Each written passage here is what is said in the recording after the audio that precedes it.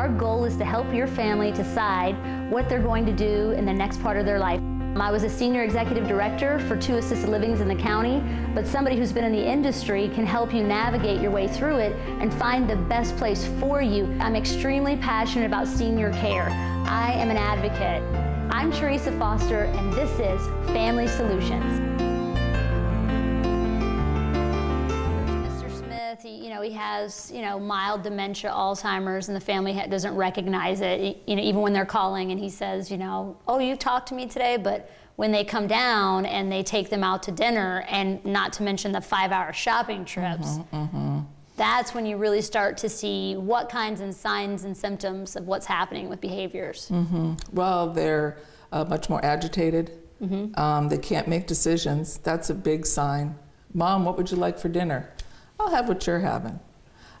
So they're not really, I think with a lot of the families is they don't want to acknowledge and make that determination that mom or dad has this, because then they have to kind of deal with it and make arrangements, especially if they're out of town. They have to make some type of responsible decisions to care for them because they can no longer do that. They've changed so much, and the quality of life in a community is so wonderful for them and for the person that's coming to visit them, their loved one. It's a better quality of life. They really do thrive in a community that they know that everyone has a deficit because there's a safety net there. They don't have to put on a mask. Yes.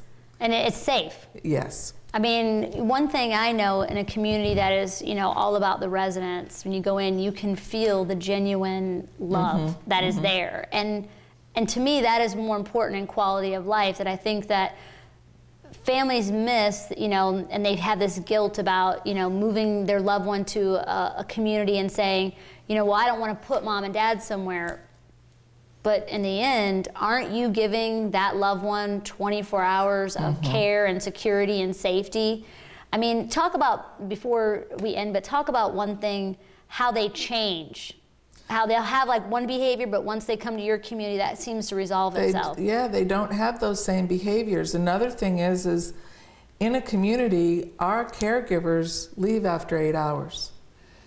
In a home type setting, when you have your wife or adult child, they're 24/7. This is a 24/7 disease. We've had folks that have had really bad problems with behaviors at home. Won't take a shower, that's pretty typical. You can't get them to eat, you can't get them to do this, and within 2 days of them being there with someone that they've never even met, they're taking a shower. And the family can't cut their hair because they won't go near it. But don't you think that's because you provide such an enormous amount of dignity and choice and see them as a person who is, just because you're 80 and you don't have your memories doesn't mean that you don't have a choice.